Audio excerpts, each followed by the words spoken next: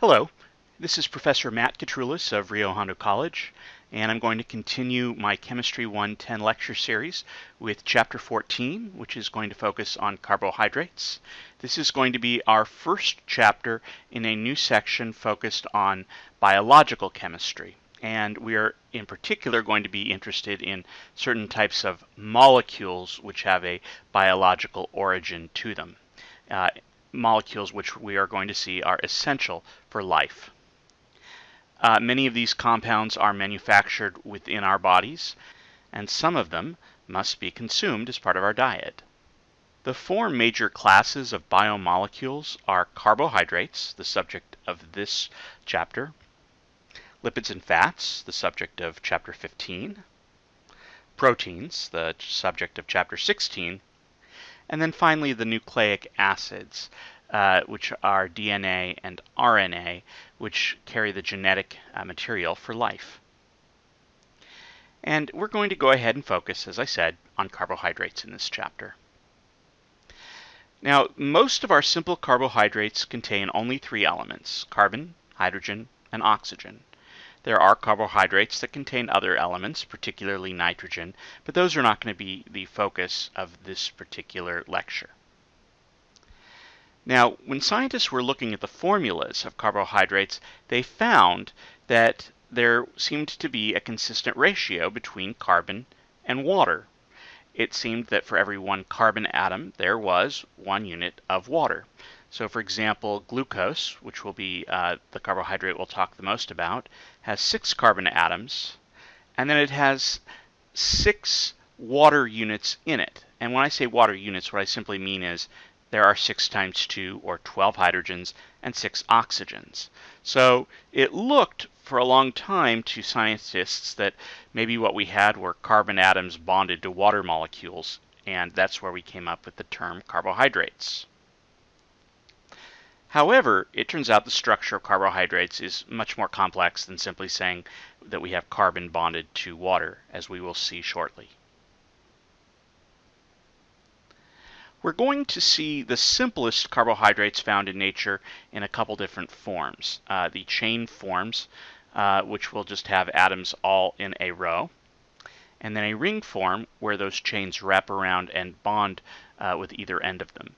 We're going to start by looking at the chain form because that's the simplest way of looking at these compounds, and then we'll extend our knowledge of those to ring forms a little bit later.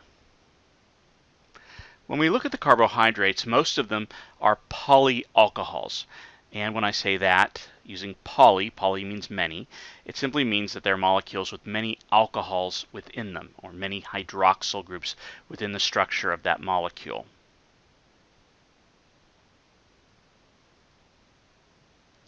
So, in these chain forms, we will always see that carbohydrates can be classified in one of two different ways. They will either contain an aldehyde or a ketone. The carbohydrates which contain aldehydes are going to be called aldoses. And when we number the chains on these, just like when we're numbering aldehydes, that aldehyde is always going to be carbon number 1. The compounds with ketones are going to be called ketoses. Do not confuse that with the term ketosis, which is a metabolic condition. Now, in organic chemicals, we saw that ketones could be anywhere except on the first or last carbon of a chain. However, it's going to turn out that for all the carbohydrates we will deal with, the ketone will always be on carbon number 2. So you'll have one or the other carbonyl group in your carbohydrate that you're going to be looking at. Let's take a look at a couple different ones here. By far, the most common of the carbohydrates is going to be D-glucose. And if we look at glucose here, showing a wedge and dash version of the molecule, what we see is we have an aldehyde. That's our number 1 carbon. And then all the other carbons have hydrogens and hydroxyls on them, all the way down. We're usually going to represent carbohydrates as Fisher projections. So if you'll recall back in Chapter 12, we introduced that. This was just a way of showing the stereochemistry of these molecules. So that is a polyhydroxyaldehyde. In other words, this is an aldose. Here we have fructose, which is going to be a ketose. You will notice that if you look carefully at the structure here, there's a major difference between this one and glucose in the beginning. First of all, we have an alcohol on carbon number 1 instead of an aldehyde. And then on carbon number 2, we have a ketone. All of the ketoses will begin this way if we look at carbon number 1 and carbon number 2. So they will always have that group of atoms in common. And then all the remaining carbons will have, just like with glucose, an alcohol and a hydrogen on them all the way down the group. When we write these out as a Fisher projection, we usually show the carbon fully expanded, bonded to the carbonyl, and then all the other ones are indicated with the cross. Remember, what did we call all of those carbons right there? You'll notice that they all are bonded to 4 different groups, so those are all called chiral centers, all of these.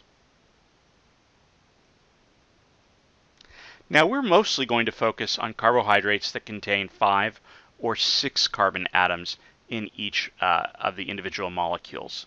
Although we certainly do have carbohydrates out there which contain as few as 3 carbon atoms in them. So we can classify carbohydrates not just as aldoses and ketoses, but also by the number of carbon atoms that they possess in their structure. So we would call a carbohydrate with 3 carbons in it a triose, Tri like triangle, meaning 3. The ones with 4 carbon atoms are called tetroses, just like tetrahedral. And then 5 carbon atoms give you pentoses, and then a carbohydrate with 6 will be called a hexose. We will often combine those 2 pieces of information to come up with a new term. And we will combine them in such a way that we put the type of the functional group first in the designation. So if it's an aldehyde, we'll put aldo in the front. And if it's a ketone, we'll put keto in the front. And then we say the number of carbon atoms, so that's tri or tetra or pent or hex. And then we end in ose. So let's say, like glucose, we have an aldehyde which has 6 carbons in it. We would call that an aldo hexose. So aldehyde, 6, and ose means carbohydrate or sugar. And so the carbohydrate which contains a ketone and 5 carbon atoms would be a ketopentose. Monosaccharides are going to be the simplest of the carbohydrates that we are going to study. You're going to see this term saccharide applied quite a bit, and that's another term which is synonymous with carbohydrates, along with the word sugar. So for short, we will often call carbohydrates sugars. That doesn't necessarily mean that they taste sweet. So most of the carbohydrates we're going to deal with are going to end in ose. So glucose, fructose, sucrose, galactose, mannose. I could go on with the different carbohydrates that end in ose. So as I mentioned a second ago, the simplest unit of carbohydrates are going to be the monosaccharides. Mono means 1, so they are going to consist of a single sugar molecule. There are many, many monosaccharides, but I only want you to know the structure of 4 of these by memory. And it's important to not just know the formula, because you'll notice here that 3 of these have the same formula, C6H12O6. These 3 here are all C6H12O6. But you have to also know the positions of the alcohols in the molecule, in other words, the stereochemistry. And you have to know whether it is an aldose or a ketose. So the way that you want to go about doing this is to first memorize the structure of D-glucose. So you want to know that D-glucose is an aldose, so it begins with an aldehyde. And then the pattern of the hydroxyl groups is right, left, right, right. Again, look at the hydroxyl groups, right, left, right, right. you'll notice that all the carbohydrates then have CH2OH, a primary alcohol, at the ending. They all have that in common. Once you know D-glucose, it's pretty easy to learn the other carbohydrates by just learning how they are different from D-glucose. So compare D-glucose and D-galactose. You see they are exactly the same except for carbon number 4. So this is carbon number 1, 2, 3, 4. So if glucose is right, left, right, right, galactose is going to be right, left, left, right. Other than that, it has the same structure as glucose. What about ribose? Well, ribose has one fewer carbon than glucose. So if we were to imagine that we just leave out carbon 3 entirely, just make it go away, we end up with ribose. The other way to think about that is you're getting rid of the one and only hydroxyl group that's on the left. So whereas we had right, left, right, right, we now just have right, right, right for ribose.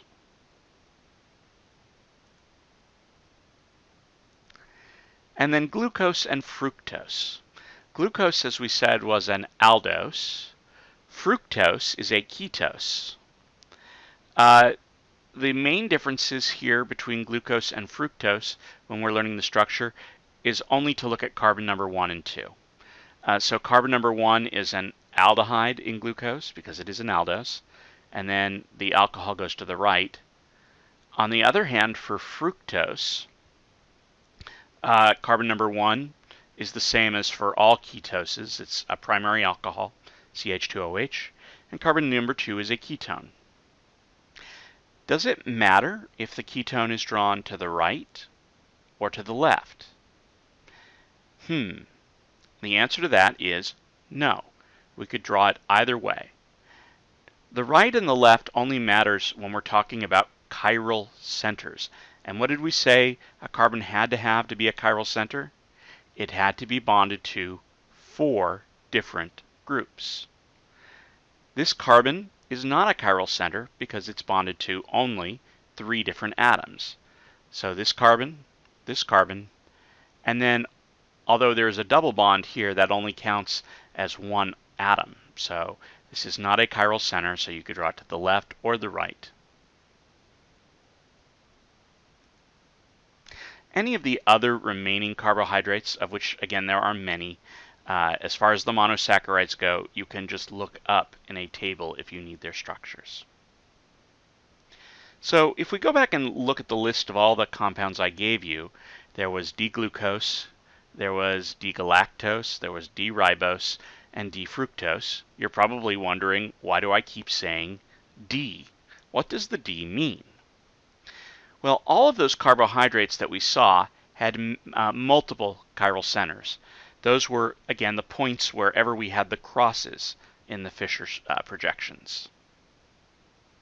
So wherever we had 4 different groups, those were chiral centers and those were the crosses. So let's look at the simplest carbohydrate, which is glyceraldehyde. And we see that if we look at the structure of glyceraldehyde, it only has 1 chiral center. And when we have 1 chiral center, recall that we can get a pair of mirror images right here. So here I have the one with the alcohol drawn to the right, and here I have one with the alcohol drawn to the left.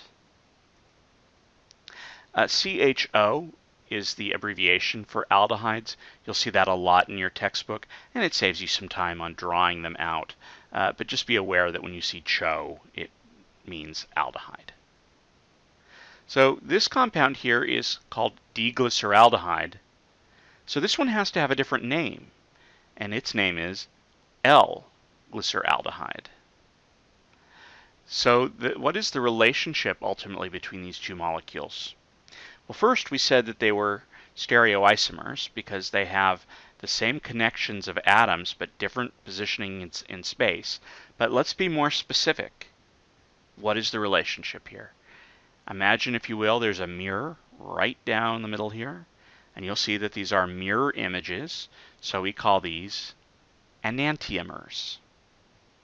So whenever we see a D that is going to be the mirror image of L. Those two molecules are mirror images of one another.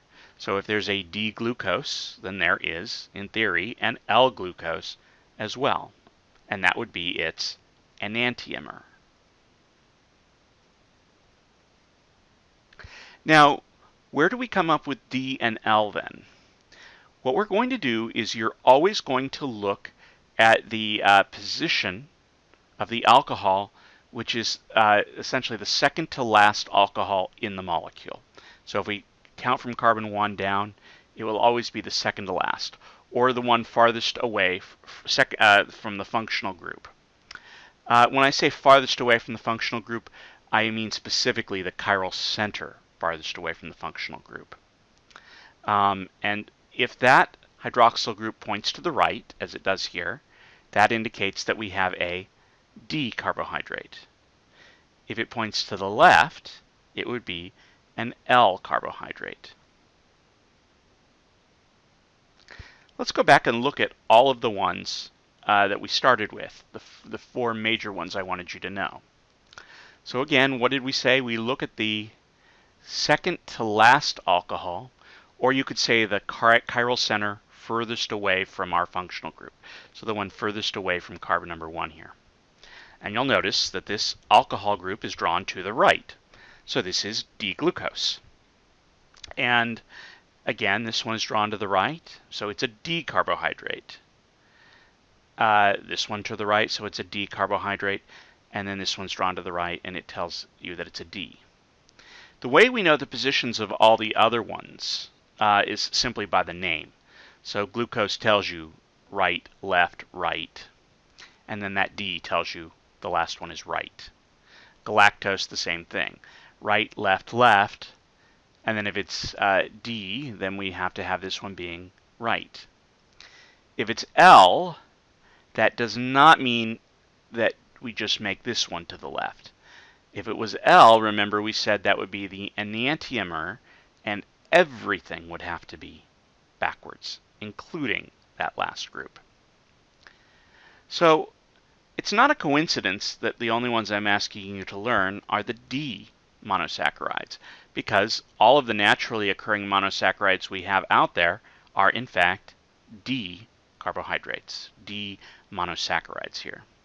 We do not find the L forms in nature, although we can prepare them through chemistry.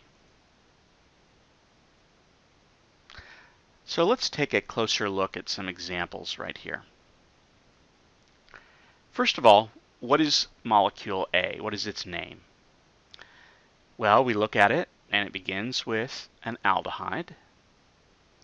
And there's a total of 1, 2, 3, 4, 5, 6 carbons.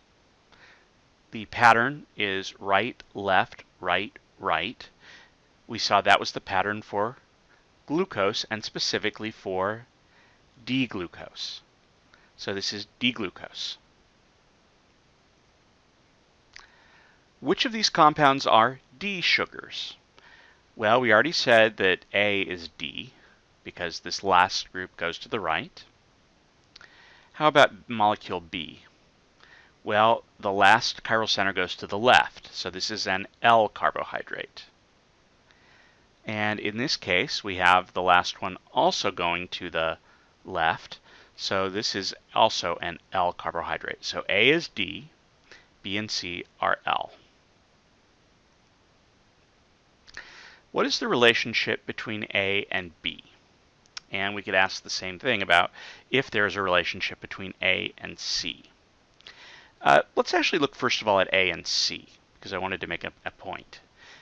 And that is, if we looked at this second to last alcohol, and we switch it from right to left, we get the structure of C, correct? So if this is D-glucose, does that make this L-glucose? And the answer is no. This is an L carbohydrate, but it is not L-glucose.